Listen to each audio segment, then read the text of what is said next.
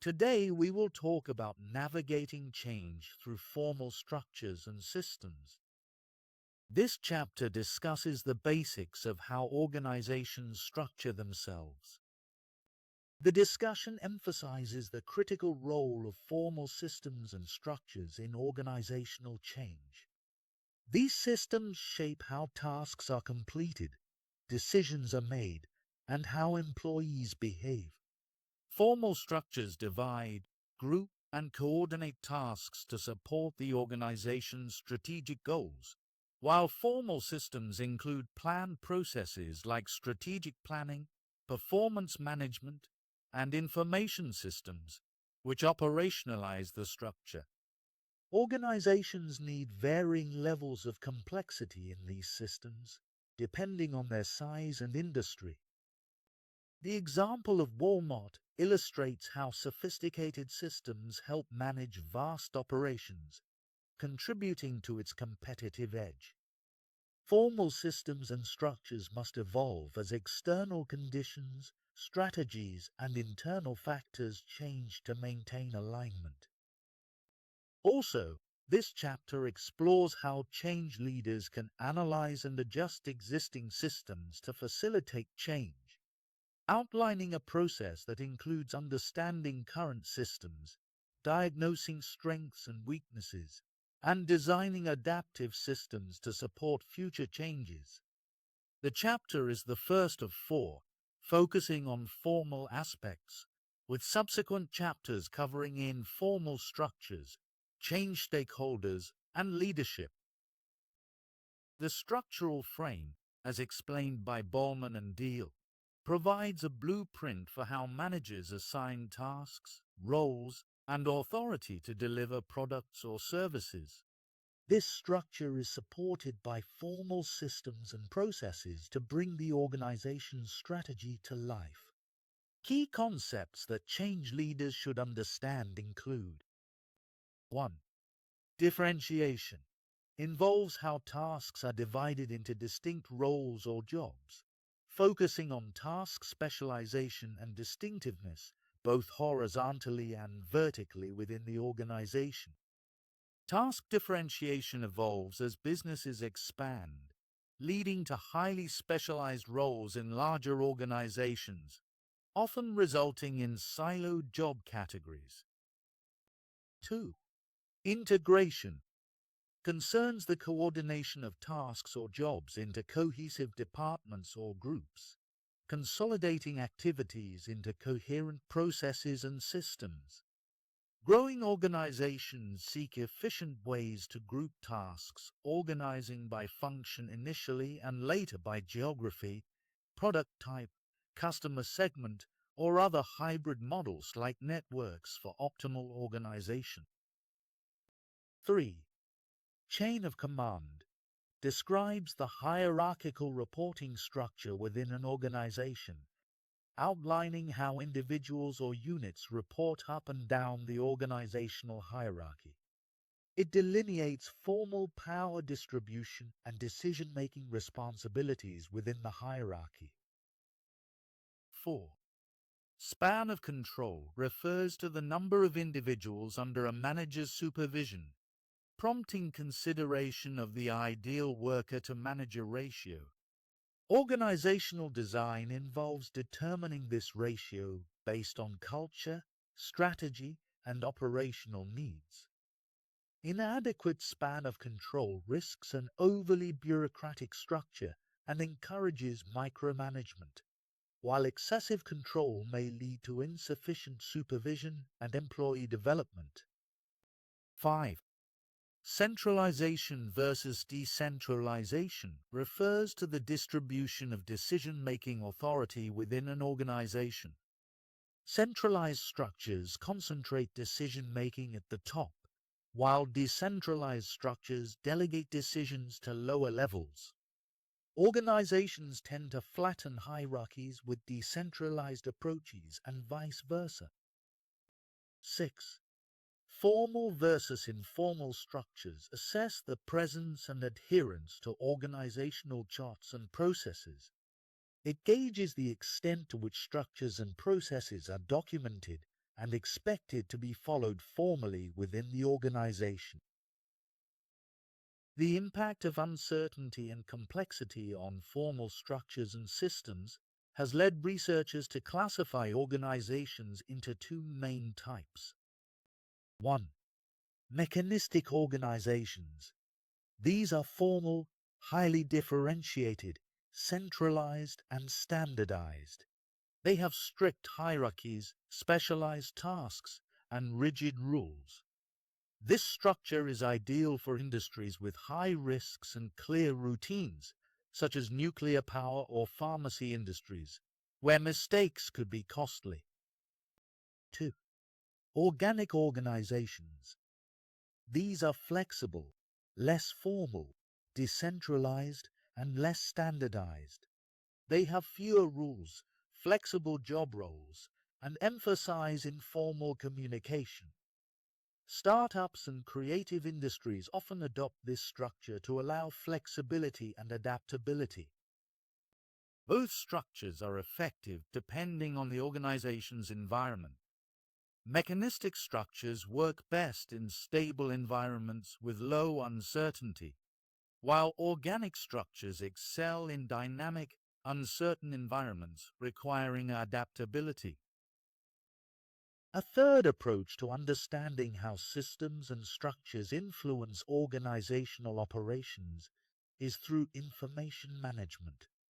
Formal structures and systems are designed to ensure the right information reaches the right people promptly, allowing for effective decision-making. Information technology has enabled more robust, flexible, and dynamic structures, like supply chains and networked organizations, enhancing processes such as mass customization. For example, Dell. J. Galbraith's information processing view emphasizes the need for alignment between an organization's information processing demands and its structural design. As uncertainty rises, organizations must either increase their ability to process information or restructure to reduce information handling needs. Traditional vertical strategies may become less effective under increasing uncertainty, necessitating methods like adding slack resources, for example, extra staff or inventory, or creating self-contained tasks, for example, independent divisions. These strategies help reduce the need for extensive coordination and lower the organization's information processing burden. As you see in this figure, organizations initially boost their information processing capacity through vertical information strategies, such as consulting higher-ups, creating decision rules, or using vertical information systems, for example, performance reports. When uncertainty persists, horizontal strategies come into play, increasing communication across departments via tools like emails, intranets, or social media, and establishing lateral relationships. These include direct contact, liaison roles, task forces, and matrix structures to facilitate information flow. Information systems aim to deliver necessary data quickly for decision-making, but challenges like interdepartmental barriers, privacy concerns, and decision rights can obstruct this process. Examples such as the 9/11 investigation highlight the risks of poor communication. To address these issues, J. Galbraith identified 7 types of lateral relationships, from informal direct contact to formal roles like product managers or matrix structures.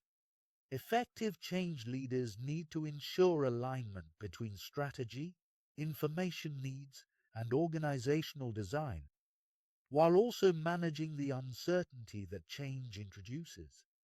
McKinsey research underscores the value of leveraging social media and networks for better information flow during change initiatives. To develop an understanding of organizational structures and systems, one should follow a systematic approach. Search documents, Review organizational materials like charts and reports. Consult experts. Engage with knowledgeable individuals within the organization. Create process maps. Visualize workflows and interactions. Draw structures and describe systems. Sketch out organizational layouts and processes. Confirm with experts. Validate understanding with feedback from those well-versed in the organization. By combining information from these sources, one can gain a comprehensive understanding of how an organization is structured and how its systems operate, facilitating effective decision-making and improvement efforts. 3 distinct approaches to change management include leveraging existing systems and structures for formal change approval in the traditional, hierarchical method, relying on creeping commitment and coalition building to gradually secure support within the organization, and adopting the renegade approach of moving forward with change initiatives without seeking formal approval. The traditional approach emphasizes top-down decision-making and adherence to established protocols, while the creeping commitment strategy focuses on building alliances and consensus over time. In contrast, the renegade approach challenges norms by prioritizing speed and agility, potentially bypassing bureaucratic obstacles but risking resistance and conflicts. Each approach carries its unique benefits and drawbacks, catering to different organizational contexts and levels of risk tolerance. Change becomes easier when the change leader understands how to access and navigate existing systems to advance initiatives. In larger organizations, formal approval processes are often clearly defined, such as in universities where academic decisions go through multiple councils and senates. Change leaders must engage in strategies that improve the likelihood of securing formal approvals. Key factors include understanding budget cycles and the financial approval process, as significant change initiatives often require funding. Timing is crucial. Support should be built before key budget decision dates. Small, incremental changes generally require fewer resources and approvals, while larger, strategic changes demand greater attention and support from senior leaders. In high-risk or regulated industries, such as nuclear power or pharmaceuticals, even minor changes often require approval from senior executives or the board of directors due to the critical consequences of failure. Proactive change efforts tend to attract less scrutiny, while reactive changes, especially those with significant risk, garner more attention from top decision makers. Savvy change leaders know which changes need what level of approval and adjust their strategies accordingly. This figure outlines the various considerations regarding positioning the approval of a change proposal. To enhance the chances of approval for a change initiative, leaders should first determine if formal approval is required. If not, they can move ahead while involving others to increase acceptance. When formal approval is necessary, several key strategies can help. 1. Align with the organization's vision. Demonstrate how the change supports the organization's strategy or improves its overall health. If the change modifies key elements like strategy or vision, highlight how the benefits outweigh the risks or costs of the change and of doing nothing. 2. Involve key decision makers. Understand the attitudes of decision makers and work with them to garner support.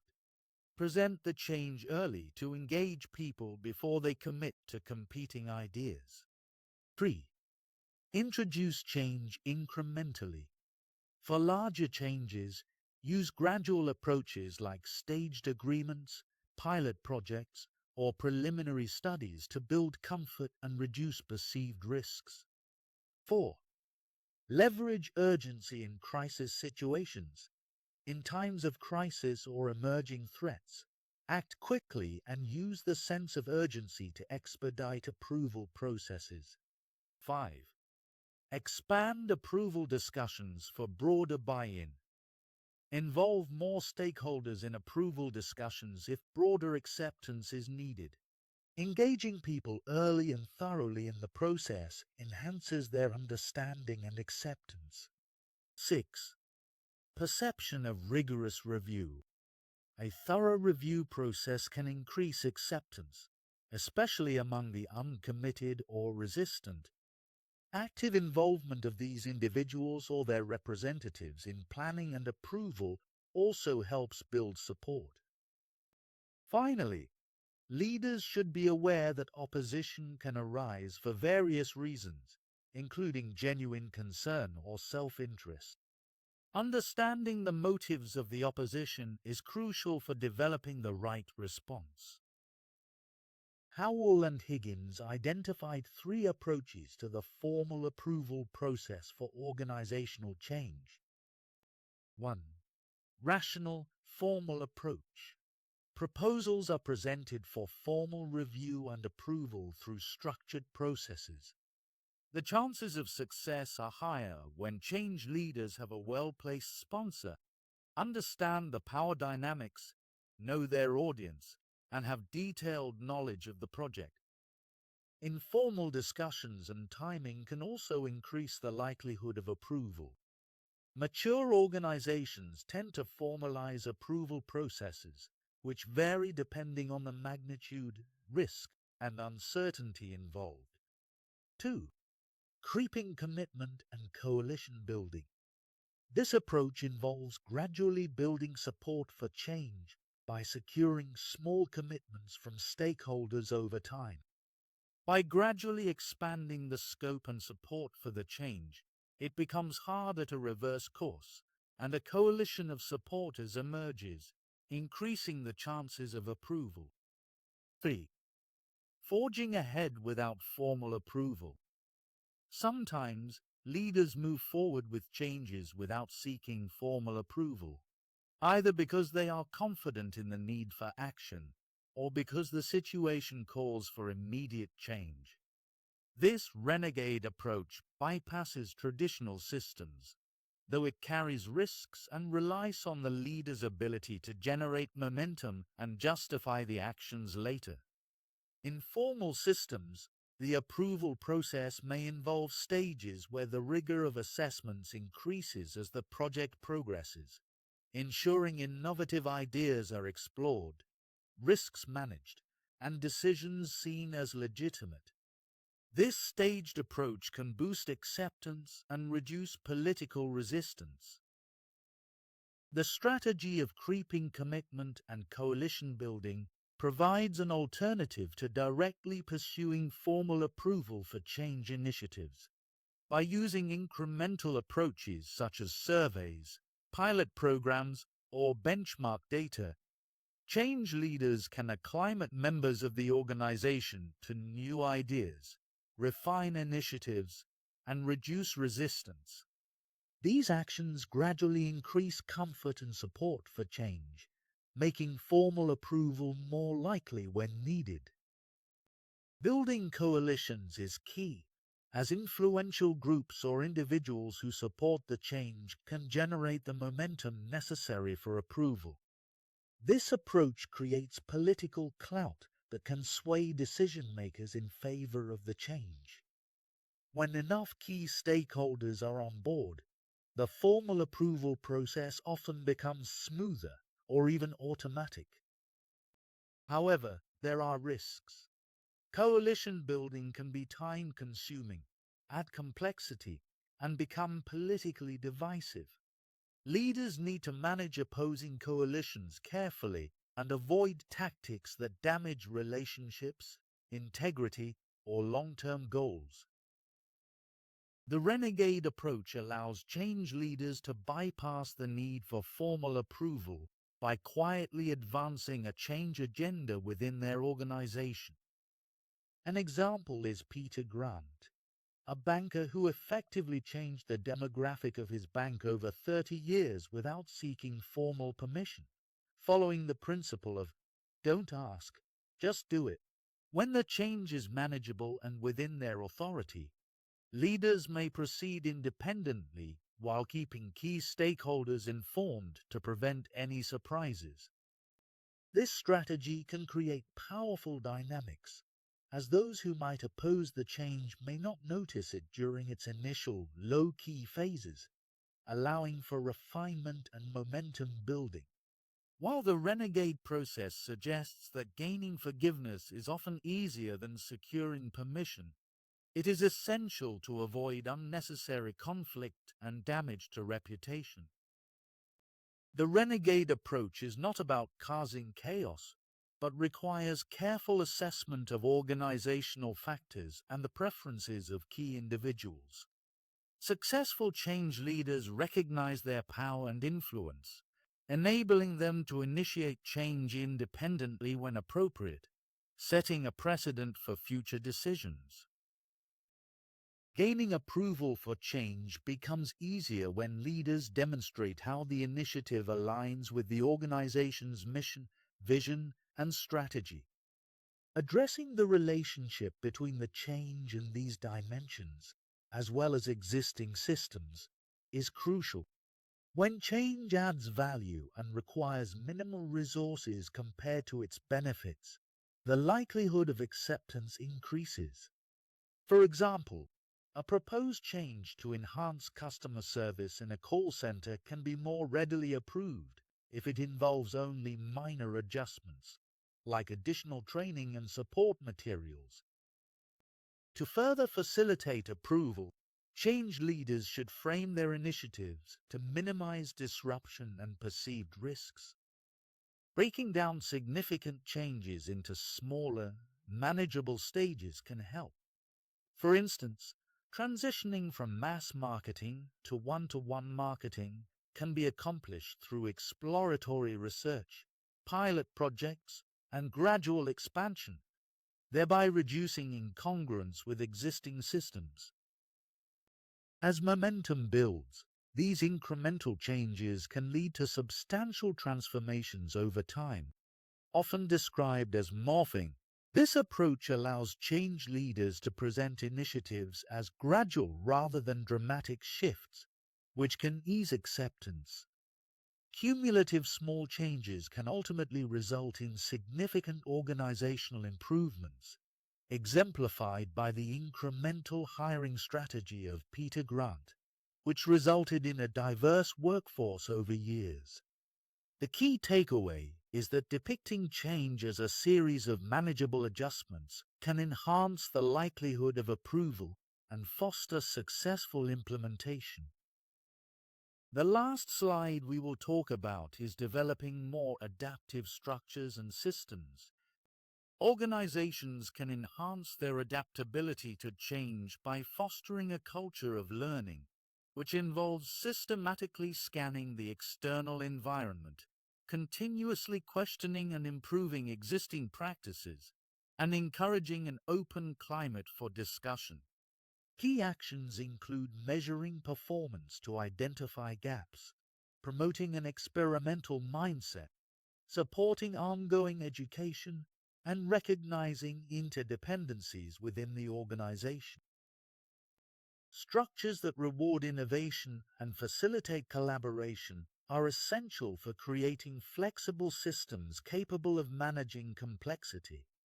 As organizations shift from traditional command and control structures to more collaborative models, they benefit from diverse networks that promote shared initiatives.